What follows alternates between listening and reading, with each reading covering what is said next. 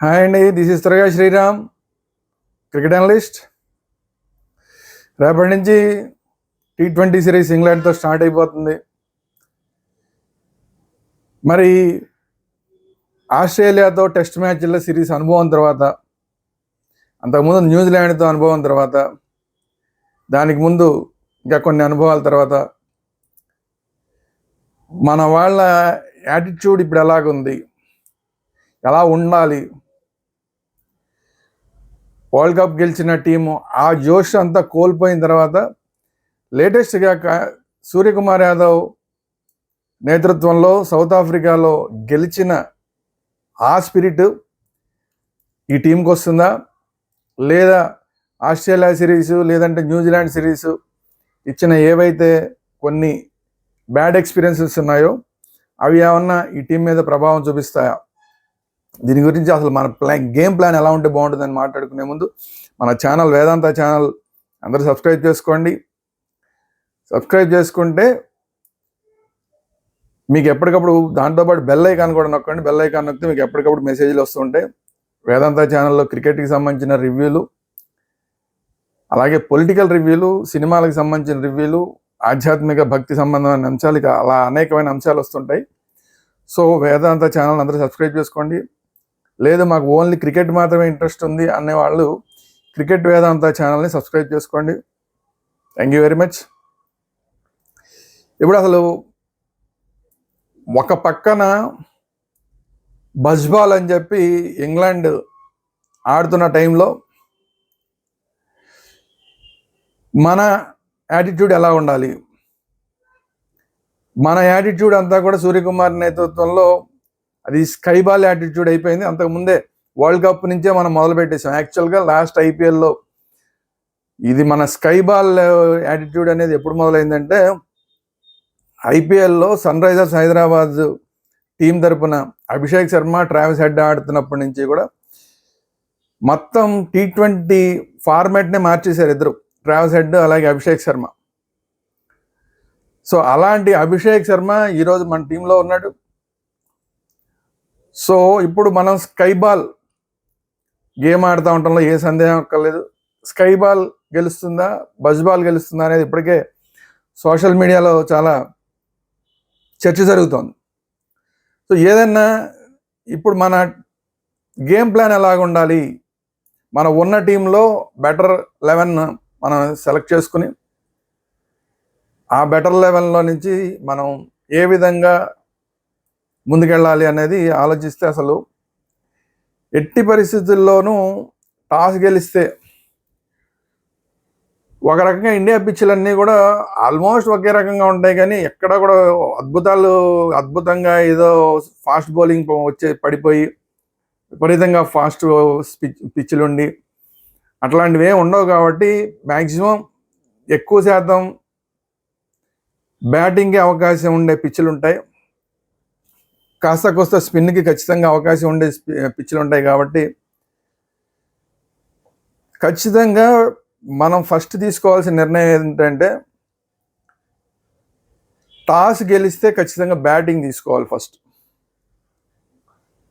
Pitch సంగతి పక్కన పెట్టేసి కూడా మామూలు అంటే విదేశీ పిచ్చులు అయితే ఆ పిచ్చులు ఎలా పెర్ఫామ్ చేస్తాయి ఏంటి దాని మీద స్టడీ చేసి ఇదంతా ఉండొచ్చు, కానీ ఇండియన్ పిచ్చెస్ మీద అది కూడా మనం చేయడానికన్నా కూడా మనం ఇప్పుడు మన T20 ప్లేయర్స్ అందరూ ఉన్న పరిస్థితుల్లో ఫస్ట్ 6 ఓవర్స్లో పవర్ ప్లేలో ఎక్కువ కొట్టడానికి ప్రయత్నం చేస్తున్నారు. కాబట్టి పిచ్ ఫ్రెష్గా ఉన్న టైంలోనే ఆ పవర్ ప్లేని మనం క్యాష్ చేసుకునే విధంగా ఒక మంచి స్కోర్ని అవతల వాళ్ళకి ఇచ్చి వాళ్ళ మీద ఒత్తిడి పెంచే విధంగా మన గేమ్ ప్లాన్ ఉండడం అనేది బెటర్.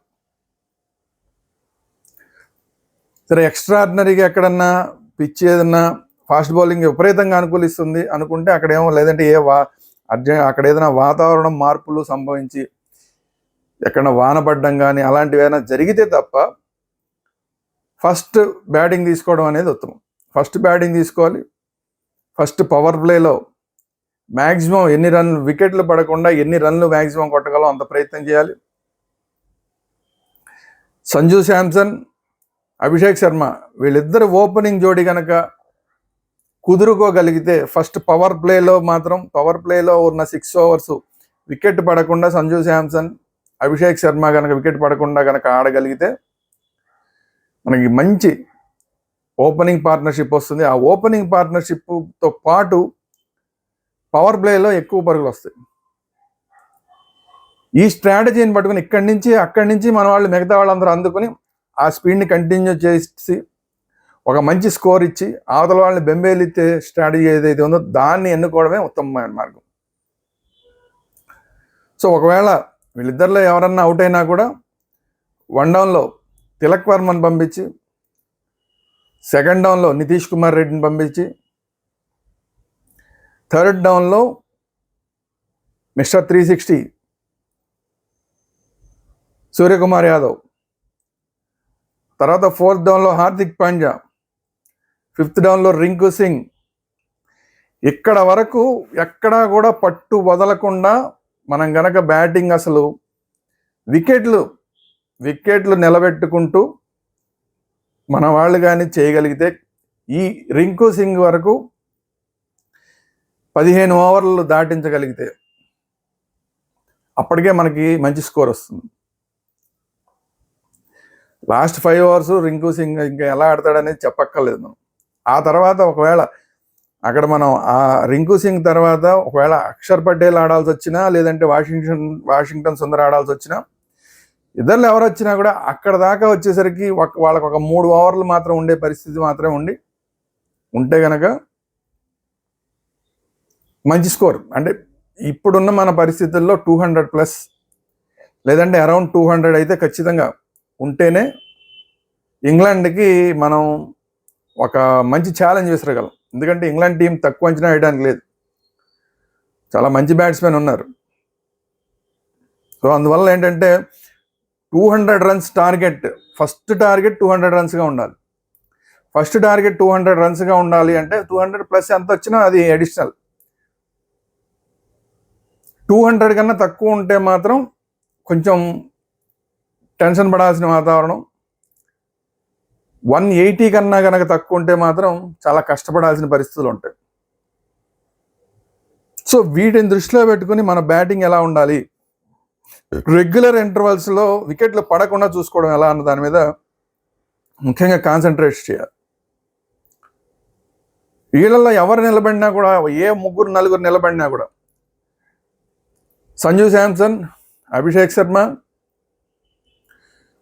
అలాగే తిలక్ వర్మ, నితీష్ కుమార్ రెడ్డి, సూర్యకుమార్ యాదవ్, హార్దిక్ పాండ్యా, రింకు సింగ్, ఈ 7గురిలో మనకి ఏ 4 గట్టిగా నిలబడినా కూడా 200+ ఈజీగా వస్తుంది మనకి. సో వీళ్ళ మీదే ఆధారపడింది. ఆ తర్వాత మన బౌలింగ్ విభాగానికి వస్తే లేటెస్ట్ మనకి మహమ్మద్ షమి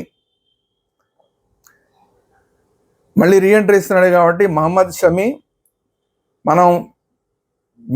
మనం కనుక 200+ కనుక చేయగలిగితే మహమ్మద్ షమీకి, హర్షదీప్ సింగ్కి చాలా ఈజీ అయిపోతుంది. ఒకవేళ మనం ఫస్ట్ బౌలింగ్ చేయాల్సి వచ్చినా కూడా కీ రోల్ మహమ్మద్ షమి, హర్షదీప్ సింగ్ వీళ్ళిద్దరి మీద కీ రోల్ ఉంది. వీళ్ళిద్దరు కనుక ఓపెనింగ్ పవర్ ప్లేలో కనుక 1-2 వికెట్లు కనుక తీయగలిగితే మ్యాచ్ మీద మనం పట్టు సాధించే అవకాశం ఉంటుంది. వాళ్ళని ఫస్ట్ పవర్ ప్లేలో 1-2 వికెట్లు కనుక మనం సాధించగలిగితే అవతల వాళ్ళని ఎక్కువ స్కోర్ కొట్టనివ్వకుండా 180 బిలో వాళ్ళు కనుక మనం ఆపగలిగితే, 180 కన్నా ఎక్కువ స్కోర్ కొట్టకుండా చేయగలిగితే కనుక మనకి మంచి ఛాన్సెస్ ఉంటాయి. మనకి ఎలాగో తెలుసు మన పిచ్చులన్నీ కూడా ఎక్కువగా స్పిన్కి అనుకూలంగా ఉంటాయి. వాళ్ళ వైపు కూడా అసలు స్పిన్నర్స్ లేరని కాదు, వాళ్ళ వైపు కూడా మంచి స్పిన్నర్ ఉన్నాడు, మంచి ఫాస్ట్ బౌలర్లు ఉన్నారు. సో వీటన్నిటిని దృష్టిలో పెట్టుకుని మన వైపు నుంచి మాత్రం అది అక్షర్ పటేల్ ఉంటాడా, వరుణ్ చక్రవర్తి ఉంటాడా, వాషింగ్టన్ సుందర్ ఉంటాడా, రవి బిష్ణోయ్ ఉంటాడా, వీళ్ళల్లో ఎవరు ఉంటారు అనేది ఏ ముగ్గురు స్పిన్నర్లు ఉంటారా, ఇద్దరు స్పిన్నర్లకి వెళ్తారా? జనరల్గా ముగ్గురు స్పిన్నర్లకి వెళ్తారేమో బహుశా. ఎవరన్నా కూడా వీళ్ళల్లో అక్షర్ పటేల్ ఉంటే బ్యాటింగ్ పరంగా కూడా డెప్త్ ఉండే అవకాశం ఉంటుంది. కానీ కలకత్తా లాంటి పిచ్చుల లాంటి దగ్గర వరుణ్ చక్రవర్తిని పెట్టుకోవడం అనేది ఉత్తమం. ఎందుకంటే బాగా అలవాటైన పిచ్చులు ఉంటాయి కాబట్టి. వరుణ్ చక్రవర్తి రవి బిష్ణోయ్ కాంబినేషన్లో వెళ్తారా, వరుణ్ చక్రవర్తి లేదంటే వాషింగ్టన్ సుందర్ కాంబినేషన్లో వెళ్తారా, అక్షర్ పటేల్? నాకు తెలిసి నేను అనుకోవడం ఏంటంటే వరుణ్ చక్రవర్తి కంపల్సరీ ప్రతి మ్యాచ్లో ఉండే అవకాశం ఉంది. వరుణ్ చక్రవర్తితో పాటు వాషింగ్టన్ సుందర్కి, అక్షర్ పటేల్కి ఎక్కువ అవకాశం ఉంది రవి బిష్ణోయ్ కన్నా కూడా. ఎందుకంటే బ్యాటింగ్ పెర్ఫార్మెన్స్ ఒకటే తేడా. వీళ్ళలో అక్షర్ పటేల్ కానీ వాషింగ్టన్ సుందర్ కానీ ఉంటే కనుక ఆల్మోస్ట్ చివరిదాకా కూడా వరుణ్ చక్రవర్తి తర్వాత హర్షదీప్ సింగ్, మహమ్మద్ షమీ తప్ప మిగతా అంతా కూడా బ్యాటింగ్ ఉంటుంది. సో అందువల్ల ఏ ప్యాటర్న్లో వెళ్తారు, ఏ ప్యాటర్న్లో వెళ్ళినా కూడా అవతల వాళ్ళని మనం ఫస్ట్ బౌలింగ్ చేస్తే మాత్రం 180 లోపు కంటైన్ చేయగలిగితేనే మనకి అవకాశాలు ఎక్కువగా ఉంటాయి. అట్ ది సేమ్ టైం మనం ఫస్ట్ బ్యాటింగ్ చేస్తే కనుక ఖచ్చితంగా 200 టార్గెట్ తోటి మనం ఇవ్వగలిగితే మనకి విజయావకాశాలు ఎక్కువ ఉంటాయి. అవతల వైపు నుంచి కూడా ఫిల్ సాల్ట్, జోస్ బట్లర్ ఇద్దరు కూడా ఓపెనర్స్. ఆ ఓపెనర్స్ ఇద్దరిని కంటైన్ చేయడమే మనకి చాలా పెద్ద టాస్క్. వాళ్ళిద్దరిని కానీ వాళ్ళిద్దరిలో ఒకళ్ళని కానీ ఫస్ట్ పవర్ ప్లేలో కనుక మనం బయటికి పంపించగలిగితే సగం సక్సెస్ అయినట్టే. ఆ తర్వాత నుంచి లివింగ్స్టన్, హ్యారిస్ బ్రూక్ వీళ్ళిద్దరి మీద కూడా మళ్ళీ మనం కాన్సన్ట్రేట్ చేయాల్సిన పరిస్థితి ఉంది. వీళ్ళిద్దరిలో ఎవరైనా సరే లాస్ట్లో ఫినిషింగ్లో చాలా మన ఇబ్బంది పెట్టే అవకాశం ఉంది. సో ఈ 4 వికెట్లు మనం first opening partnership Phil Salt, Jos Buttler వికెట్లు ఎలాగైతే మనం కాన్సన్ట్రేట్ చేయాలో, మిడిల్ ఆర్డర్ తర్వాత చివరికి వచ్చేసరికి హ్యారీ బ్రూక్ అలాగే లివింగ్స్టన్ వీళ్ళిద్దరిని మాత్రం ఆపలేకపోతే, ఈ 4 వికెట్లు కనుక మనం ఆపలేకపోతే కనుక వాళ్ళు కూడా 200+ వెళ్ళిపోయే అవకాశం. సో మనం 180 లోపు వీళ్ళని కంటైన్ చేయాలి అంటే ఈ 4 వికెట్లు చాలా తొందరగా రెగ్యులర్ ఇంటర్వల్స్లో మనం తీయగలిగితేనే మనకి విజయావకాశాలు ఉంటాయి. సరే మిగతా టీం అంతా కూడా ఉంటారు, విల్ జాక్స్ కానీ ఇలాంటి వాళ్ళందరూ ఉన్నారు.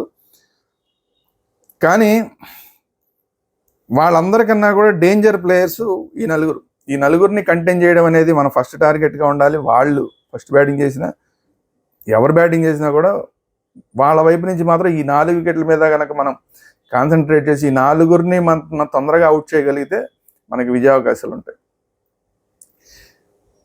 అట్ ది సేమ్ టైం వాళ్ళు కూడా బౌలింగ్ ఏం తక్కువగా ఏం లేదు. సో అందువల్ల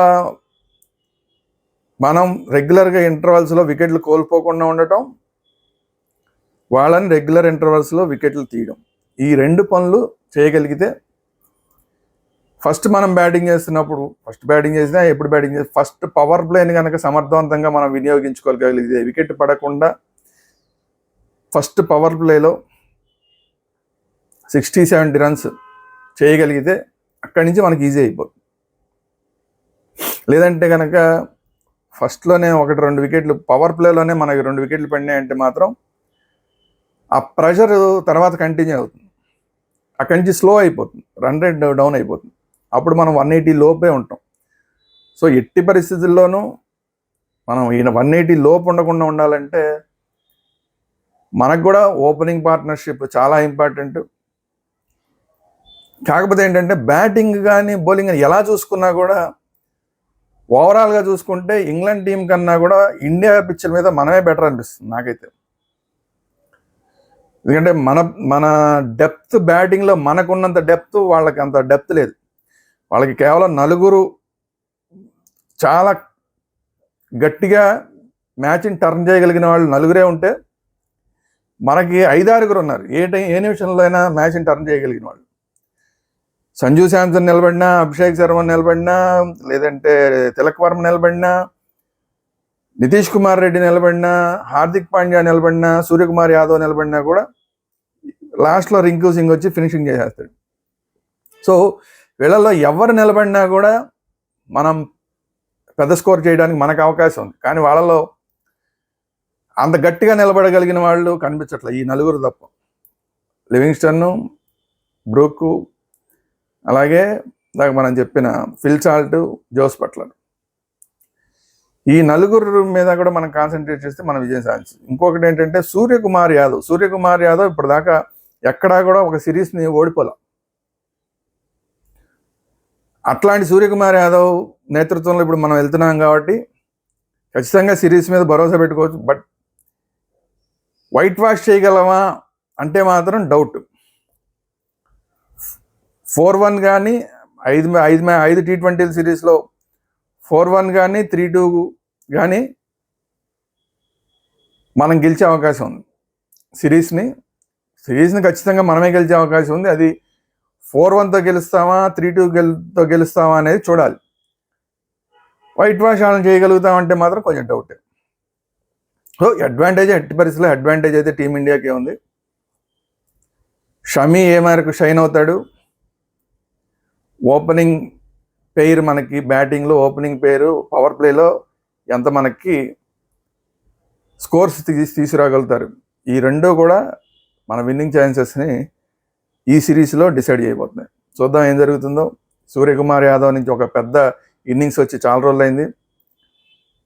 ఈ సిరీస్లో కనీసం 2-3 పెద్ద ఇన్నింగ్స్ సూర్యకుమార్ యాదవ్ ఆడితే కనుక అసలు మొత్తం గేమ్ చేంజర్ అయిపోతాడు. చూద్దాం ఏం జరుగుతుందో. ఇది ఈరోజు వీడియో. ఈ వీడియో కనుక నచ్చినట్టయితే లైక్ చేయండి. అలాగే మీ అభిప్రాయాలు ఏంటనేది కామెంట్ రూపంలో తెలియజేయండి. ఎవరు బాగా ఆడతారని మీరు అనుకుంటున్నారు? మహమ్మద్ షమి విషయంలో సక్సెస్ అవుతాడు అనుకుంటున్నారా? ఫిట్నెస్ పూర్తిగా కంటిన్యూగా చూపించగలుగుతాడు అనుకుంటున్నారా? ఏమని అనుకుంటున్నారు అనేది కామెంట్ రూపంలో తెలియజేయండి. ఈ వీడియోని అందరికీ షేర్ చేయండి. అట్ ది సేమ్ టైం మన ఛానల్స్ వేదాంత ఛానల్, అలాగే క్రికెట్ వేదాంత ఛానల్ రెండింటిని కూడా సబ్స్క్రైబ్ చేసుకోండి. Thank you very much.